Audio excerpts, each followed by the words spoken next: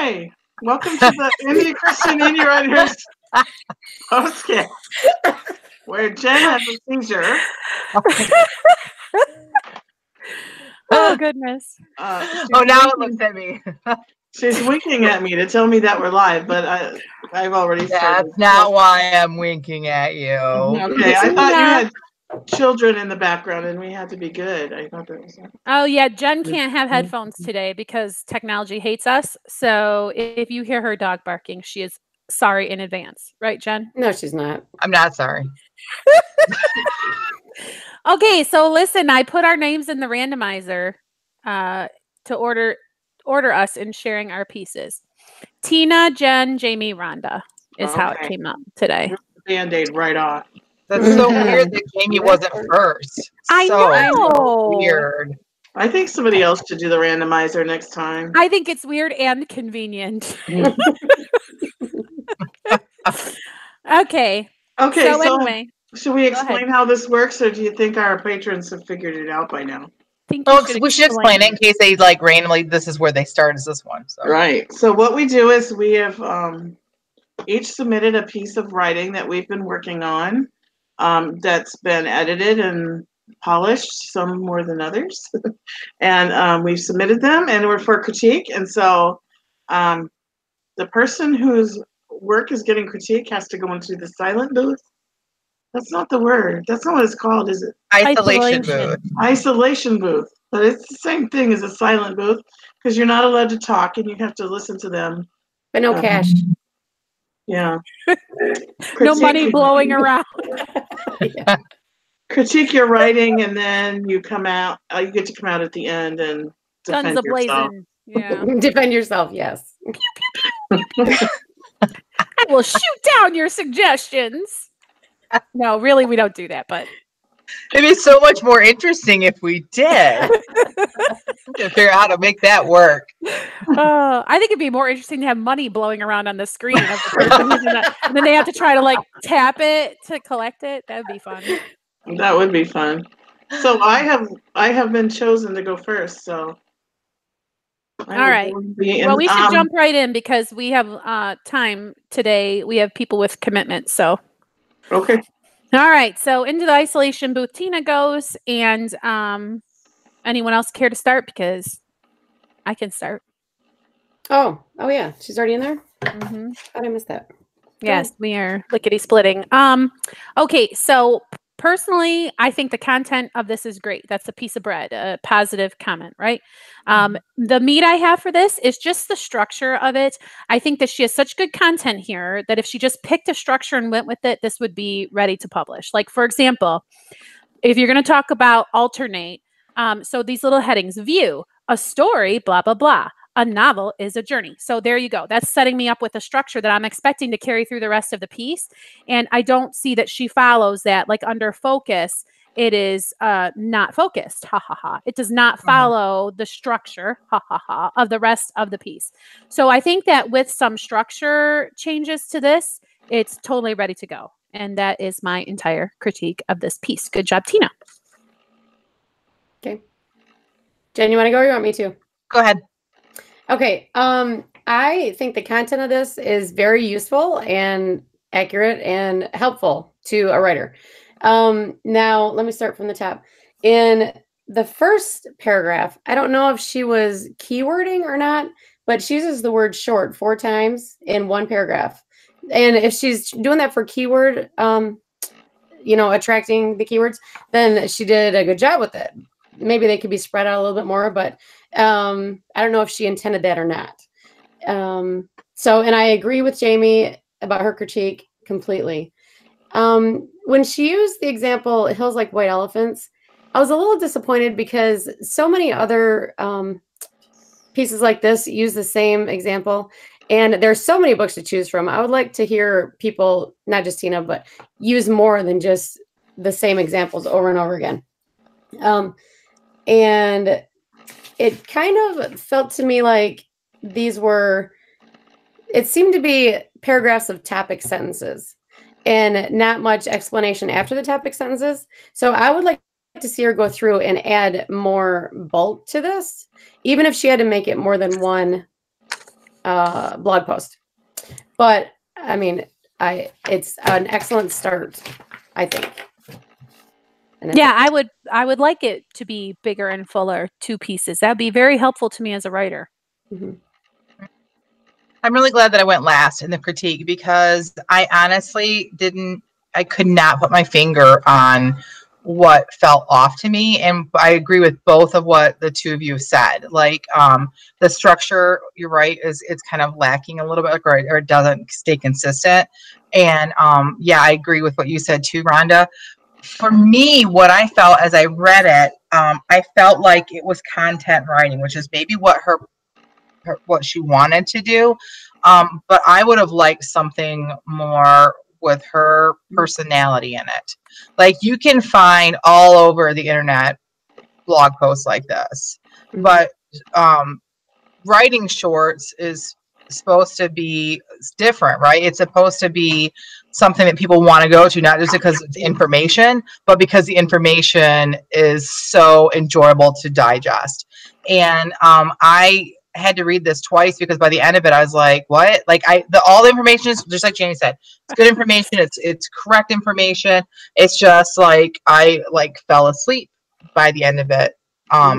And which is shocking to me because this author's writing is never like that for me. So I feel like that if she were writing, like if this were her job, like if she was working for a content writing company and a website hired her to write this piece, this is what I would expect. But this is not what I expect from her as a blog piece for something that she's more personally attached to. There's absolutely zero Christina Catane in this. Wow, that's really insightful. I love that because I would like this to be a chance for her to like showcase herself. And yeah. So I would agree with that.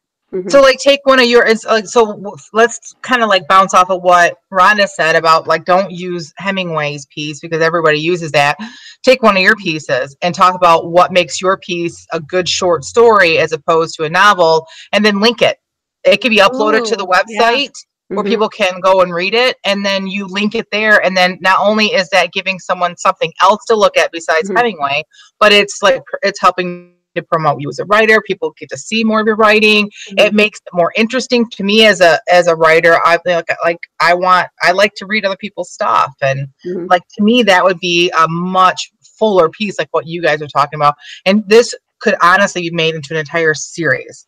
Like take each of these things and write a post and use one of your short stories or one of Jamie's short stories or mine or Rhonda's, whatever. And like talk about like, all right, so this is what this piece does with view, and explain it, and then you link it so they can go see it. That's a much fuller piece to me. So that's great. I would love to see 1, 2, 3, 4, however many that is. That's great. What a great suggestion. Yeah, so there's nothing wrong with this. This has got good stuff. Let's just take this stuff, tear it apart, and make it so much more Tina, I guess. Right. Love that suggestion. Yeah. I think not specifically Tina, but I think a lot of people who try to write nonfiction, they think that means they can't put their personality in it. But like you said, I don't want to repeat everything everybody said, but if I were to see this on her blog, this would not drive me to buy her book. And isn't that the whole reason we blog? Is yes, we want to inform other people, and there's a need that we're filling with this post. I guess that's what we have to think about a blog post, right? What need am I fulfilling? Why would people come read this in the first place? But then also, why am I doing it personally? Because to further my career. So so that's a really good point. Right. Now, if I can look at this as her first draft to her actual blog post, she's got a great start for sure. Okay. Anything else, or can we let her come out? Pew, pew, pew. Can we let her out? Yep. All right, Tina. How many votes you got, Meg? Thank you so much, guys. I don't remember who I said this to yesterday, but I hate it. I wrote this and I hate it. And I didn't know why I hated it. I said, and I think I said this, I think it's adequate. It would be adequate to publish, make a few changes and publish it. But I just don't know why I don't like it. And so it really was helpful to hear your guys go over. And you're right. I wrote it as content writing because I've done that in the past. Mm-hmm. I used to do it freelance content writing a little bit. Mm-hmm. And that's exactly what it is. And I was thinking of SEO words when I was writing that, trying to get the SEO in the first paragraph. And so it's just kind of is. And then the last few points that I made, I just felt like either I needed to take them out, like I had depth, and I don't remember what else I had. Either just stick with the first two and try to fit those into those paragraphs above, or just take those out altogether because I didn't have enough. I knew I didn't have enough for those last 3 points or something that I made.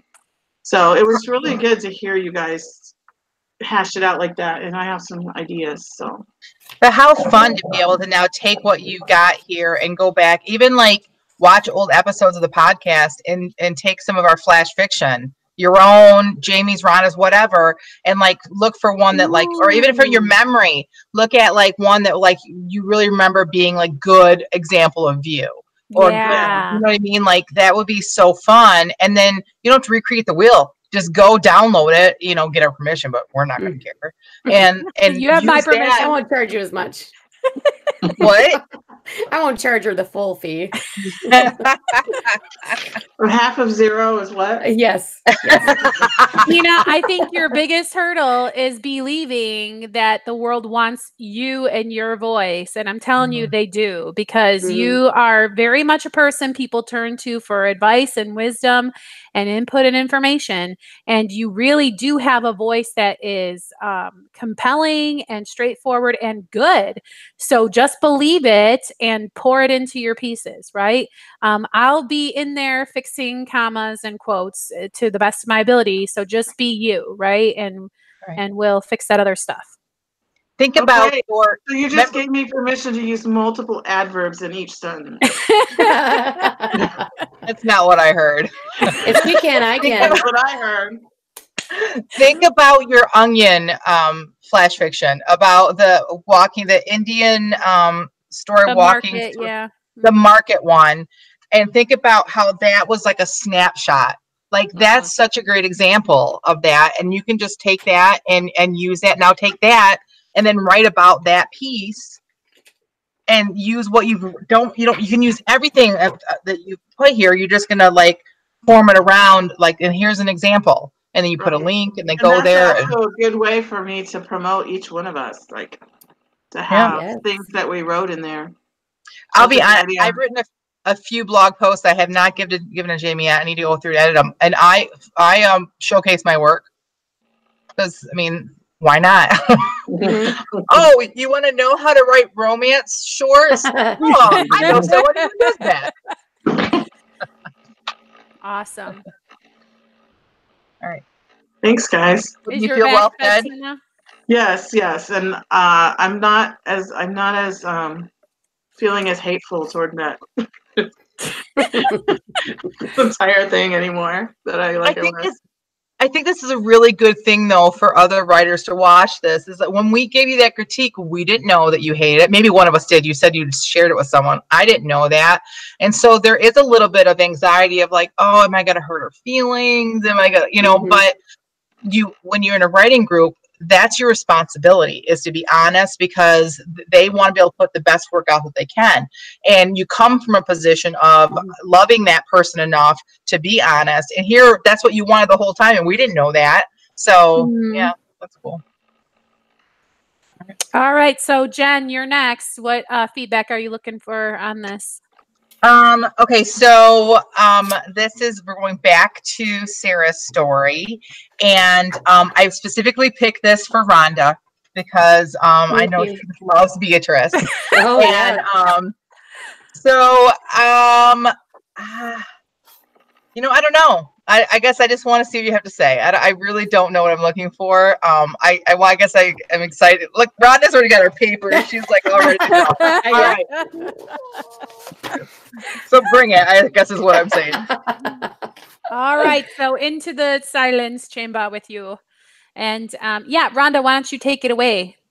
Okay. I like this piece. I don't know where she is in the draft of this, if she completed it for us or not, but it seems like a finished portion of a chapter to me. So as far as that, there's that. Now, I'd like to know why in the first sentence, why is he screaming? Is there some sort of...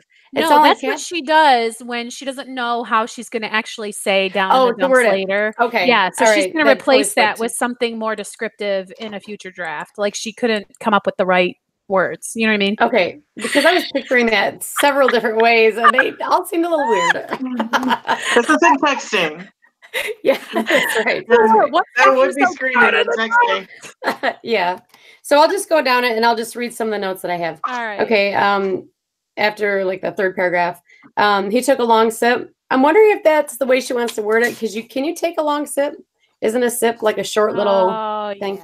Yeah. But I mean, that's just nitpicky. Okay. Just a little bit farther down from that, she's talking about it was Grant's turn to frown at his brother. It's not the same. Just answer my question. I really like that a lot. I think that characterized his brother very well, because it's something that I would do. If I asked someone a question and I knew they were trying to avoid it, then I would specifically spell out every single thing that I want to know in the same way that he did. And I think that added a little bit to his character that I didn't really see before or think about or whatever. So I like that. And, and when he said, every woman in this house prefers you over me, I was like, oh, the poor guy. I wasn't really feeling. Yeah. Yeah. She used love as a choice. That's one of my mantras in my life. And I love hearing anybody say that. Let's see. And to think I was about to take love advice from you. I wrote, ooh, burn next to that, because it seemed like a burn to me that I really appreciated. Let's see. When the realization over marrying his brother, I literally, when I read it, I was like, oh, she admitted it. I suspected it, but I admitted it, or she admitted it. Okay. And then on the third page, Beatrice gasped, echoed, blah, blah, blah. That was a big ooh for me. So what was? She says, Beatrice gasp echoed up the empty staircase as she whipped around to see Francis leaning against the parlor door frame. But that is all Grant heard as he raced up the stairs. The affairs of his brother's marriage were not his concern. All he was concerned with was putting as much distance between himself and the woman he had once deluded himself into thinking he was in love with. That was just a big ooh moment for me. So all that to say, I enjoyed this piece a lot. And I don't really know where she needs to add anything. There's nothing I see that needs to be added. I'm very pleased with what I read. Awesome. After I got over the yelling in the first. It's so funny. I love thrown in the dump. Yeah. Oh, goodness. I loved the line, you're right, I did feel something, disgust. Oh, Like, I loved that line. And I love the section that you were talking about where Frances was behind and heard her gasp and all that. Mm-hmm. Yeah. And my only is it meat? Yes. My only complaint is that I don't have the next part. Oh, yeah. Because what, like, he knocked on the door, now what? Like, you only have to go buy the book. Rats. It worked.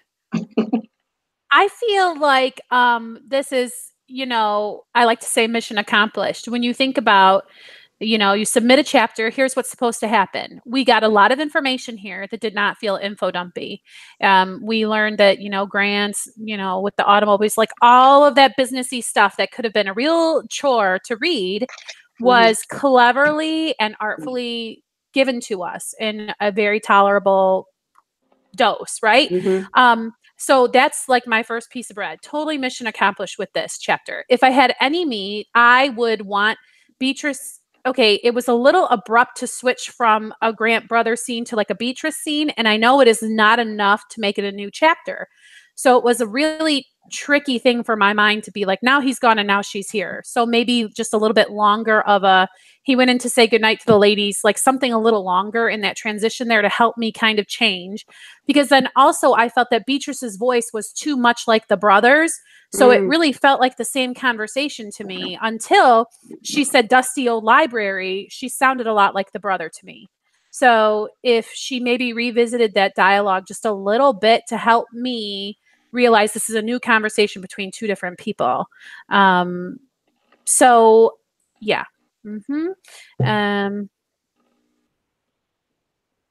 I guess because she's like just telling a lot of things, maybe. I don't know. Maybe her sentences could be a little shorter. Whatever. But that's for her. And that's one reader. I mean, as far as getting the job done, it totally does that. It's very well written. That's just a wish list thing for me. It's not really, I guess, solid meat, so to speak. And that is all. Great writing. When you say those things, I kind of go, oh, yeah, I can see that. But you're a much better critiquer than I am, and I didn't pick up on that kind of stuff. I just get kind of engrossed in the story, and then. Well, and I think that is the proof of what I'm saying. Like, this is absolutely fine the way that it is. And, you know, what I was saying was just kind of wish listy stuff. It's a bunch of baloney. It's soft meat. It's not, you know, T-bone steak that she has to chew through or something. It's not even solid bologna. It's that stuff that's all chopped up. And yeah. It's a bunch of gross bologna. Cheese loaf, yes. Braunschweiger or whatever. What does it taste like, by the way? Oh, like, it's I want to buy amazing. some, but I'm scared. Is it livery or is it? No, it's not livery. It's good. It's got its own flavor. You have to just taste it. Yeah, I love it. On a cracker or like what? Yeah, okay. Anyway, back to the bologna. Okay, should we let her out? Well, I just wanted to say, too, about the info dump. I wanted to mention that, too, that she did just a masterful job at that, because that was a lot of information that we didn't, as far as I know, that we didn't have before. And she did a fantastic job at it. I really like this piece a lot. Yeah, really good job. I'm done. All right, we can let her out, I think. Right, Tina? Yep. Thank you so much, ladies. This is terrible timing because I can see my daughter coming up the sidewalk. So if my dogs go nuts, I might have to mute for a minute, and you guys will have to talk about my piece a little bit longer. About how much you loved it, I guess. I don't know. You know, whatever you want to talk about. So amongst yourself. Like now. I think maybe the dogs barking bother her more than the rest. Yeah. Did you guys notice that I muted during the podcast? Why? Because my dogs were doing the same thing. A guy knocked on the door, and Teddy's protecting the world.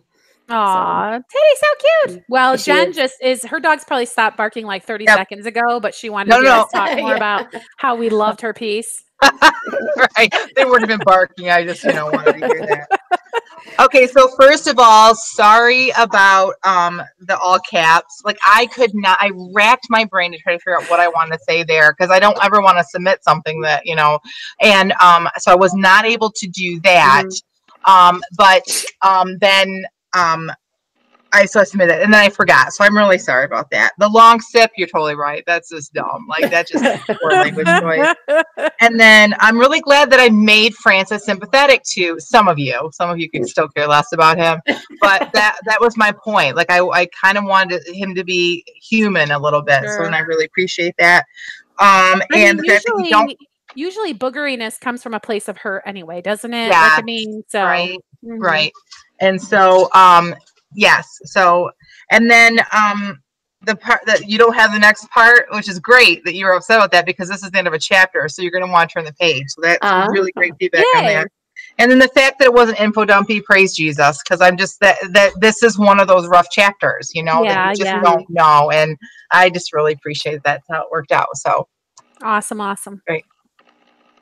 Okay. Is your back well fed? Very well fed. Thank you, ladies. Thank you so much.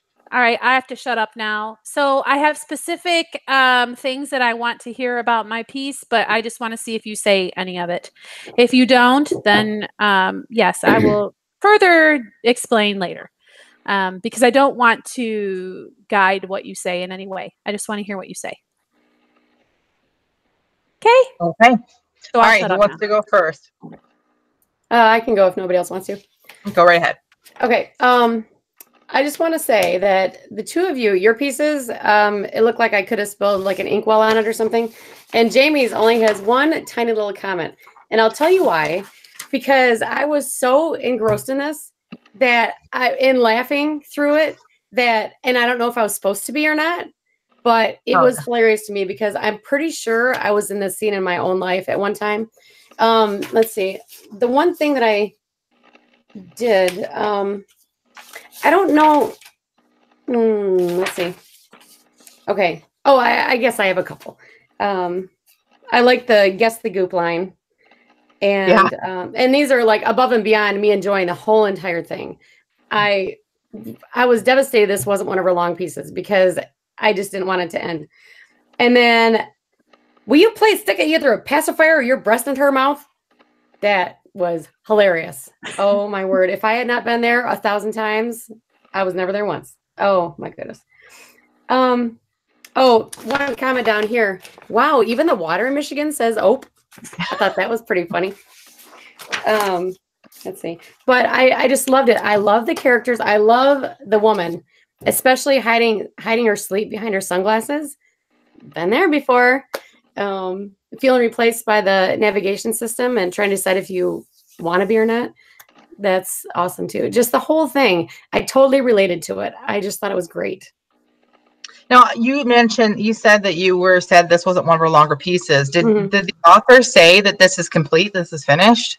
No, I don't know. I just meant I didn't want to stop reading at the end of what she gave us. Oh, okay. Yeah, because as I read this and I get to the end, I cannot wait to the next part. Like, I just really feel like I really need to see. I feel like that she's bringing us on this journey with this character that we can all completely relate to, but that we're waiting for this metamorphosis of this woman. Either like she's going to realize that she's been complete the whole time and she didn't have to put on airs, or she's gonna, I don't know. Like, I don't know what she's got going on, but I can't wait for that. So when you said that, I was like, oh no, like I don't want to. Like, I want more. I want more. So Yeah. Right. So did you feel like that was?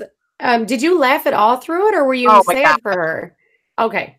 No, that was what was so great about this. That would be my major bread, is that I laughed through the whole thing, but at the same time, my heart's kind of like, oh, this poor woman, like, because we've all been there, right?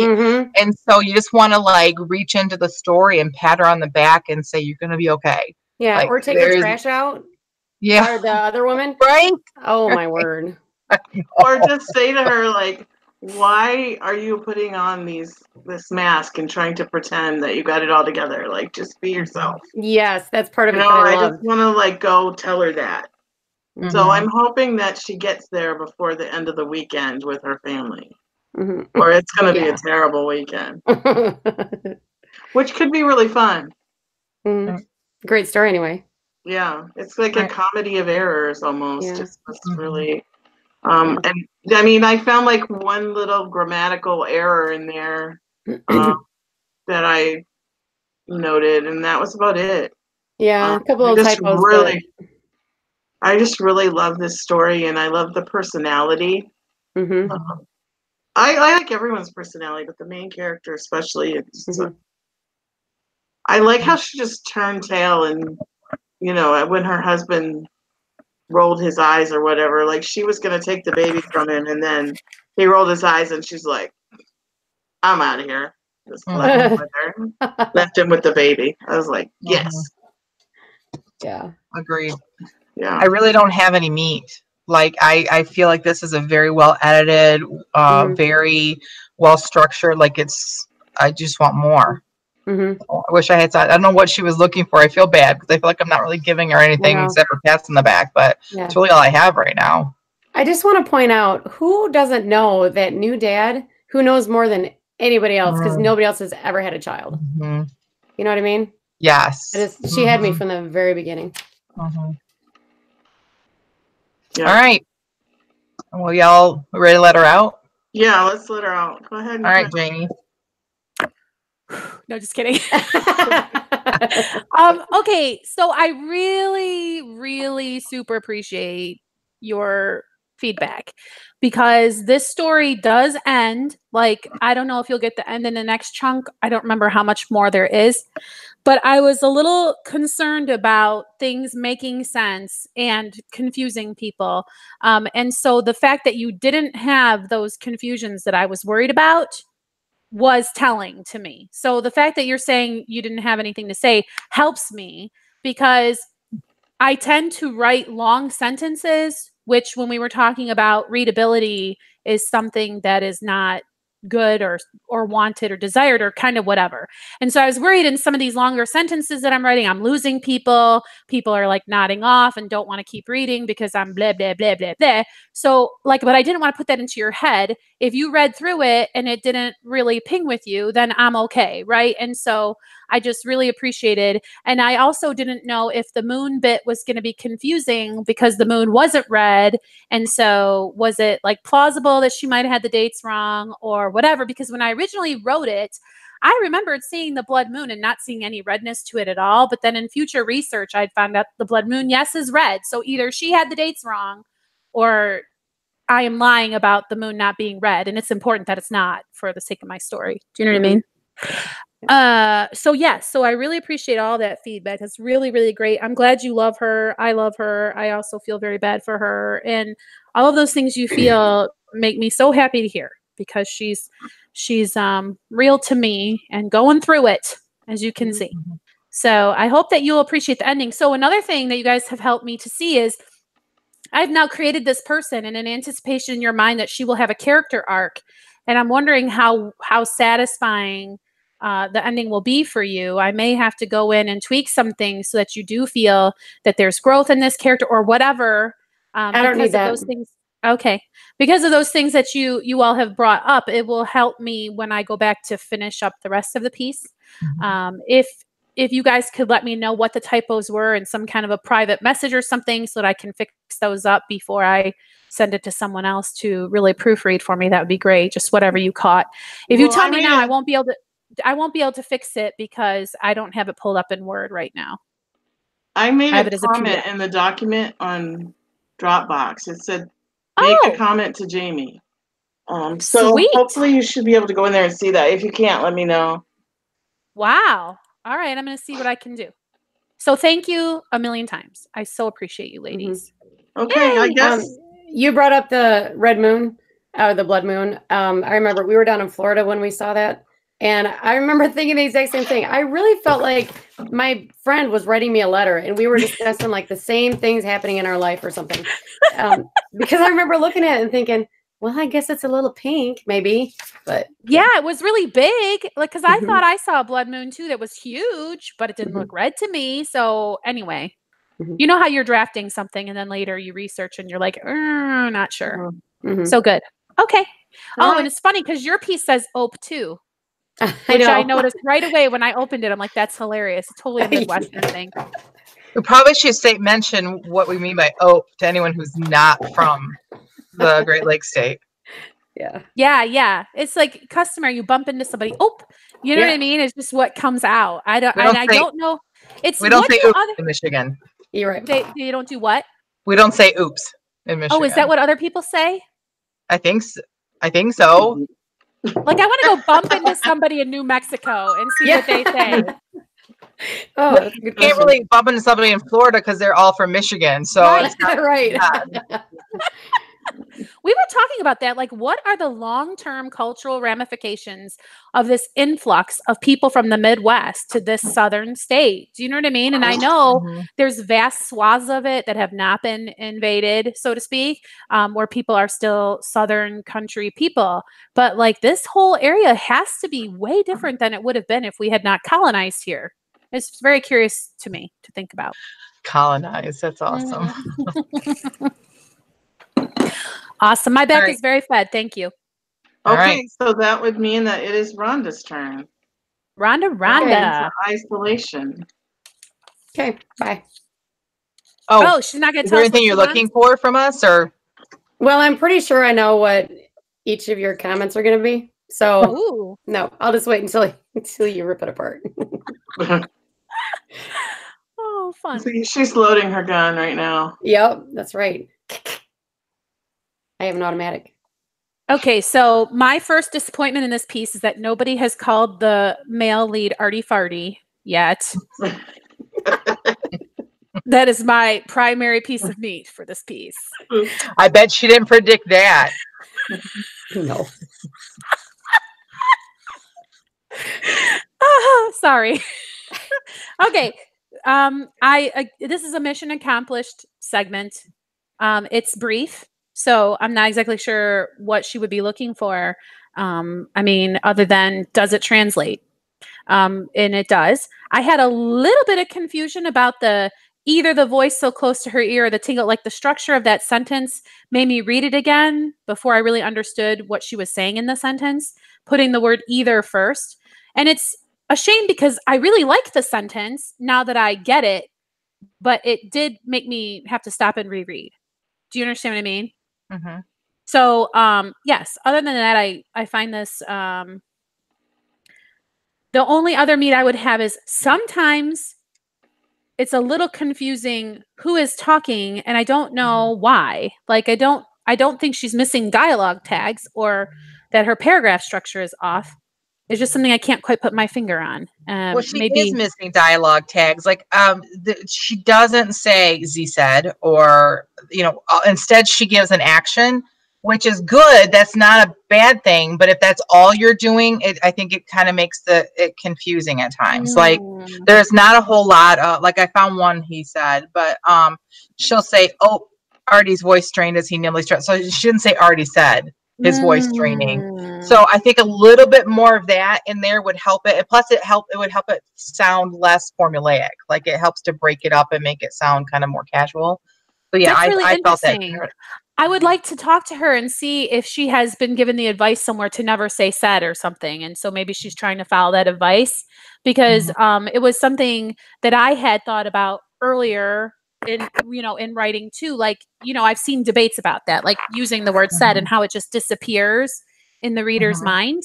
And so maybe she has been kind of conflicted about that. Good catch, Jen.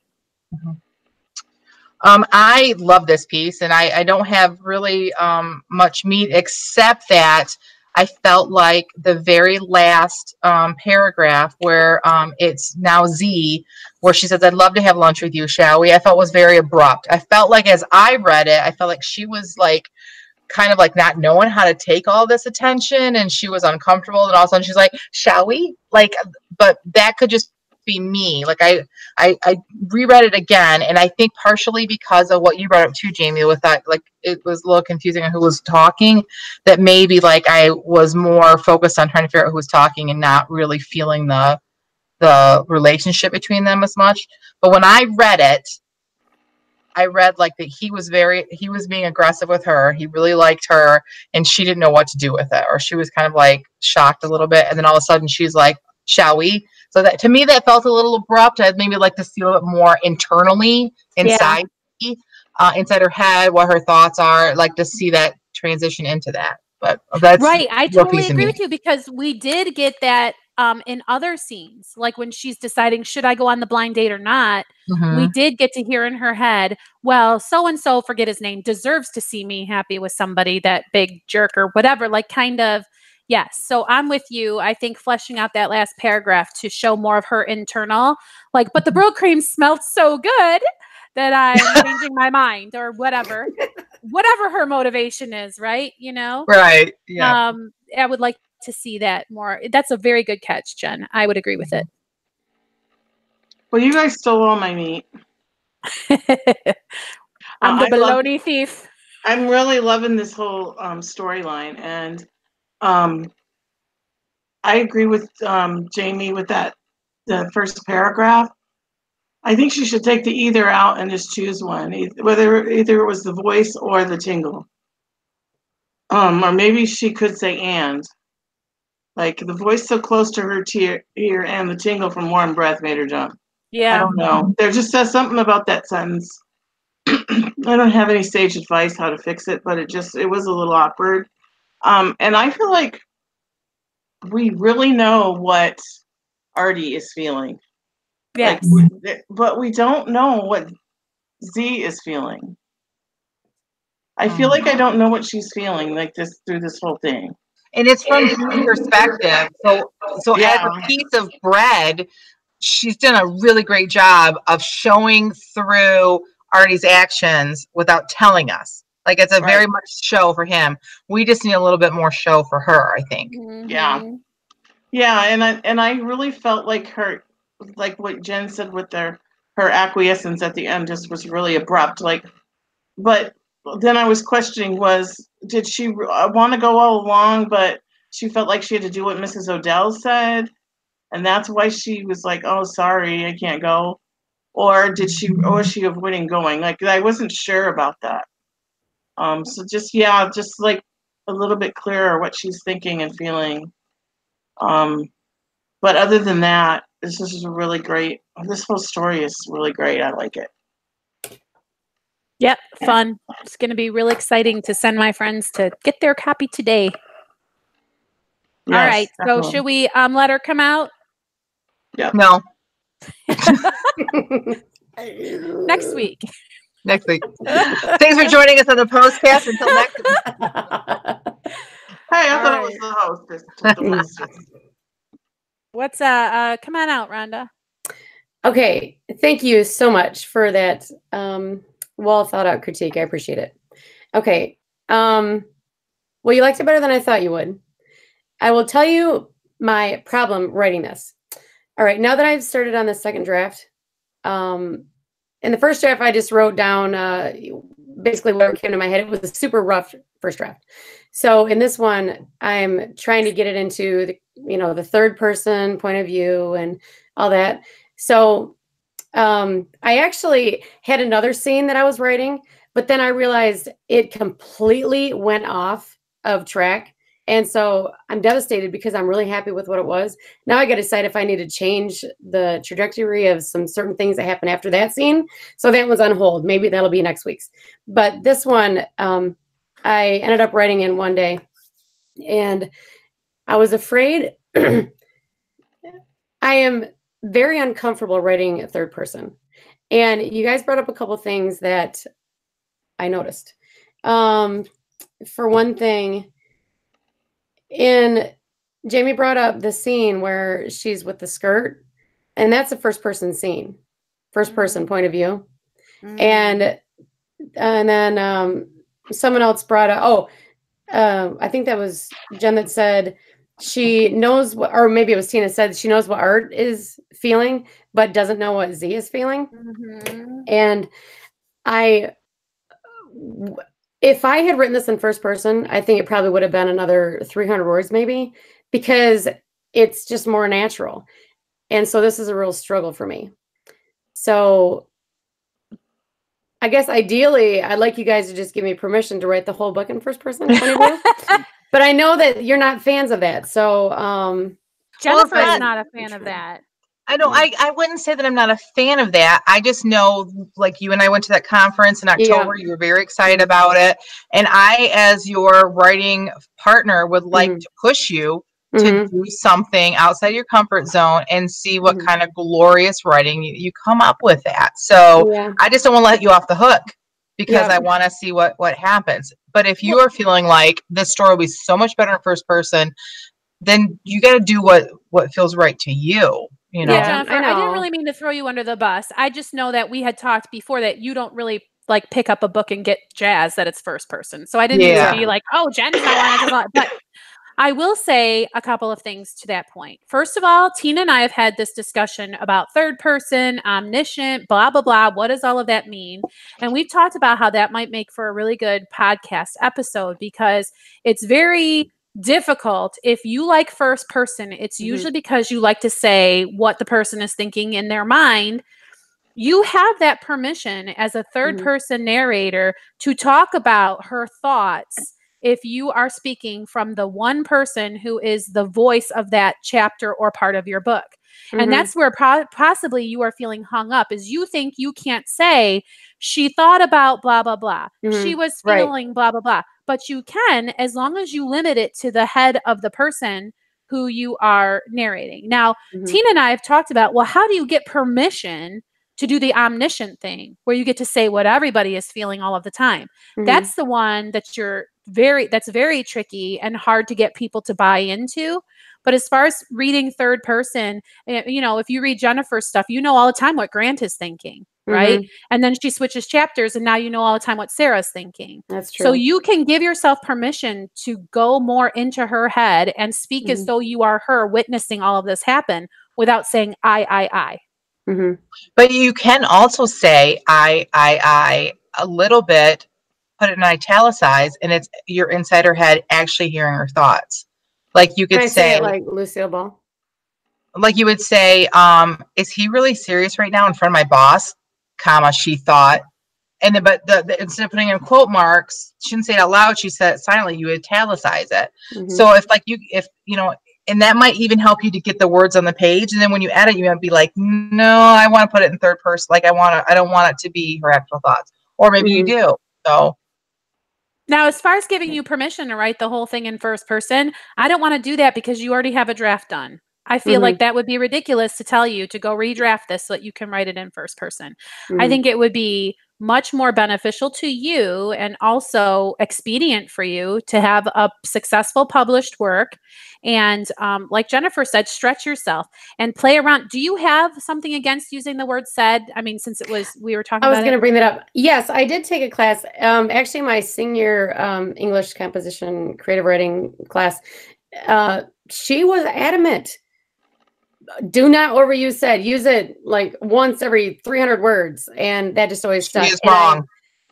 well, yeah, I'm trying to break that. So yes, you picked that up correctly. Well, and I just read an article recently, very Mhm. recently, that was just written where another author's saying the same thing. Do you notice how I don't use the word said? Mm, And like yeah, had all these examples of yeah. taglines that didn't have the word said. So it's still out there in the Mm-hmm. universe. Yeah. But I guess it's a matter of personal choice because as a reader, I don't notice if one way or the other. Mm-hmm. Mhm. I I feel I was will listening to that. say- someone Go ahead, really Jen. great recently who just said just like I think one of you said that it just melts into thin air and you don't really notice it as a reader that much. So I'm trying to break that. I will say though that if your dialogue is he said, she said, he said, she said, he said, then that gets too, and then you break it up with action like you did, and then once you get a pattern going, like if you've got 3 people in this chapter, so you really can't do that in this chapter. But when you have just 2 people, after you did the he said, she said for a little bit, maybe some action dialogue, then especially if you want the pace to be faster, then you don't have to put anything. You just be like, I just want to spend time with you, but I'm working. I just want to spend time with you. I know. Like we know who's talking and then we feel the voice more, you know, so, but you can't really do that in this chapter because you have 3 voices in here. But maybe that's what your teacher meant about the overusing the said, because you don't have to tag everything. But it would be helpful in this chapter to have a few tags, just straight up tags. Okay. Well, and I think that part of the problem is that you are still trying to figure out who you are with a third person voice, right? Right. Mhm. And I think all of that comes with writing more in the third person voice. You kind of get your own number of saids that feel good to you because it starts to be kind of like you're playing music on a piano and you're like, oh, that note isn't really hitting right. I think instead of saying said here, I need to expound or whatever. So it's just kind of like using the adverbs. You have a couple of ly words and there are people who are like, never use an ly word. And it's like, well, that's really your piece of music and you think it calls for an ly word. That is on you. Do you know what I'm saying? I think that's a very wise thing, is that she hasn't found her rhythm. Like when you find your rhythm in third person or first person, whatever you're writing, then it feels right. So you're still working that out. And I think that this is a great chapter. It just needs a little bit of rhythm work. Yeah, well, you're right about that. Every sentence was a chore for me to do that. But I don't know if I think Jen pointed out that my the writing sprint from this morning, that was the same scene, but it was first person with the librarian. And I know I didn't say you didn't know she was the librarian. but she was kind of witnessing the scene from. So the at the end, that was from the beginning of the story. At the end. Yeah, yeah. That. You kind of shortened that a little bit. You weren't using a bad word. You were saying. Right. Oh my goodness. Well, Yes. you know what, Rhonda? Challenge yourself maybe and go in and change every single one to Biff said, she said, Farty said, whatever. And then start the action with a capital letter and then read it and be like, where do I need to make it not say said? Right? Or send it to your mother or give it to someone who hasn't seen it before and say, and don't say, and then see if they say, well, you say said a lot. Do you know what I mean?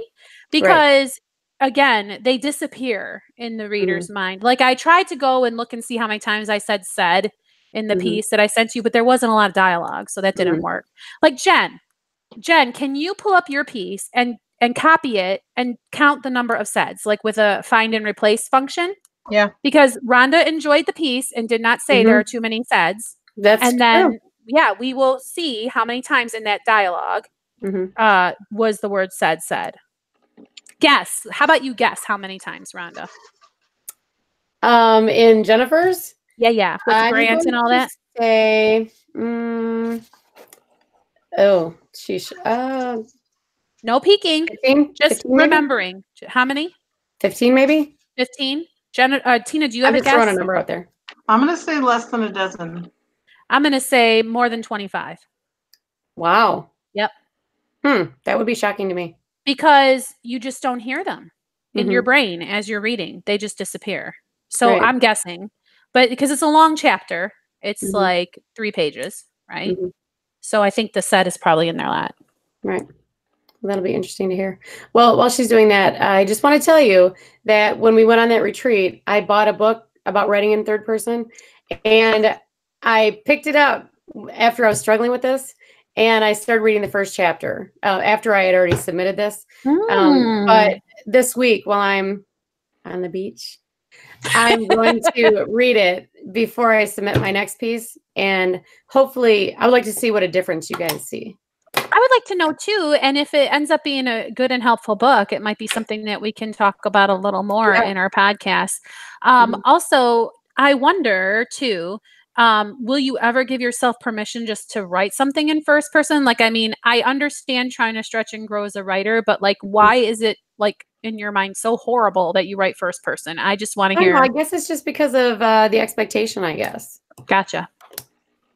I enjoy reading in first person as well as third. So, all right, Jen, it feels like you a got more any personal story. It seems there were a total of 6 beds. Really?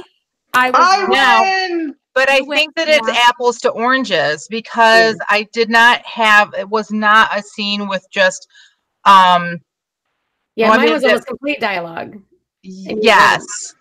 And mine switches between 2, but also mine's a lot longer too. But but I bet that we could go to another chapter and would have 20 some saids maybe, and we wouldn't realize it because it just, again, like, because I always write third person, I have the rhythm that works for me, the way I write and for my voice. So, so I guess what I get out of that is that you don't need to put a whole bunch of saids in there. I think a couple, maybe at most 6, probably less, would accomplish what Jamie and I are saying, that would help your piece to not feel so awkward.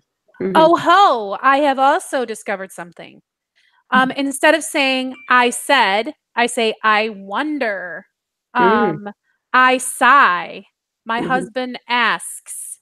The water says. I think, right? So I'm not saying I said, but I am pretty much saying I said. I'm not putting a whole big long description of the action that they take after they talk. Good point. Grant nodded. For her, yes, it was. So we know for sure it's Grant with just a little bit of a tag.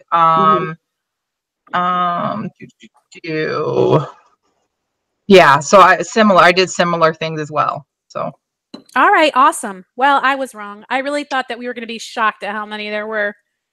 I thought for sure there was going to be exactly 25 in there. I knew it was less than a dozen. Oh, Tina's the winner. Tina wins the pot of jelly beans.